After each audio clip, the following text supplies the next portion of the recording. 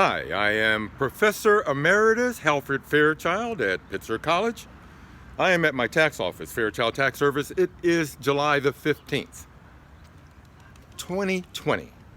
It is the deadline for filing taxes due to the coronavirus pandemic. The deadline was extended. And despite the fact that people have had an extra 3 months to do their taxes, you would be surprised at the number of people who are coming in right now to get their taxes done. So I'm sorry I won't be able to be with you live at the panel, but I thought I would share with you a few thoughts about activism, radicalism, and a revolutionary spirit. I was born in 1949. I graduated from college in 1970. That's important because in the late 1960s, in the early to mid 1960s, we saw the Civil Rights Movement. In the late 1960s, the Black Power movement and the inauguration of Black Studies at the Claremont colleges and around the world. A shout out to the late Agnes Moreland Jackson, who in 1968 founded the Intercollegiate Department of Black Studies at the Claremont colleges, where I worked and taught.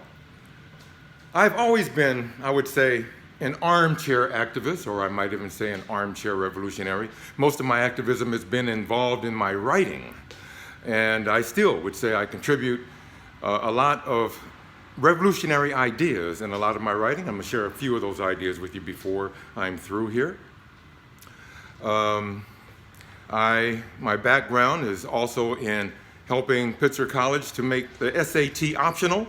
I see the SAT as a racist instrument of white supremacy, and any college that uses it should abolish it. In fact, Pitzer should take the next step and say we don't want it at all. Right now they made it SAT optional, but it really should be obliterated and eliminated entirely. I cut my eye teeth in not armchair activism, but sidewalk activism in the 2000 year at the Claremont colleges when Irvin Landrum Jr. was shot and killed in Claremont. I co-led a rally in front of Claremont City Hall for 2.5 years, and a shout out to Jose Calderon and Alan Jones and Maria Soldatenko and Laura Harris, all of whom were actively engaged in this protest against police brutality in Claremont.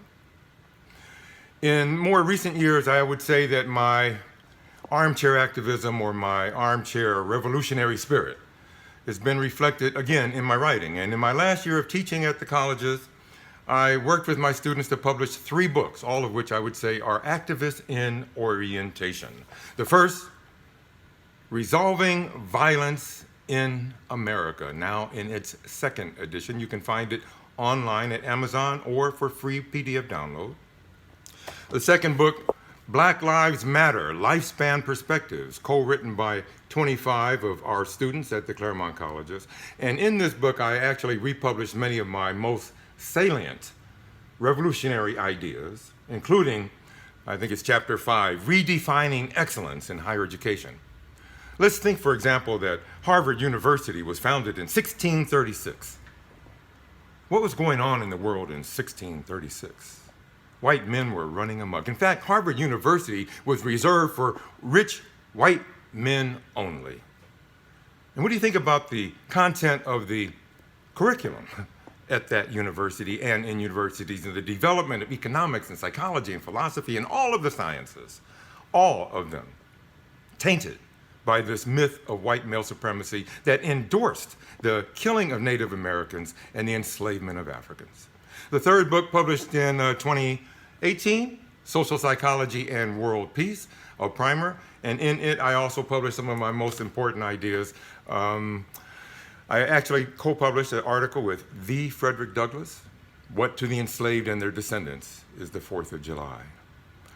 I would say that I'm running out of time here, so I'm going to skip forward to the ending and want to say that what I consider to be my most important revolutionary idea that is in an as yet unpublished paper, although it is published on the internet, and if you look for it, you'll find it, okay, and you can get a free PDF download. The title of the paper is Women are superior. Women are superior. The idea that this world has been led by men and men have a right to rule is a fallacious idea. The most heinous myth, the most heinous idea is the idea of male supremacy. The second most heinous idea is the idea of white supremacy. And put them together, and you get a world led by people like Donald Trump. Thank you very much, folks. Have a great day, great conference. Sorry I can't be here longer. And I want to say power to the people.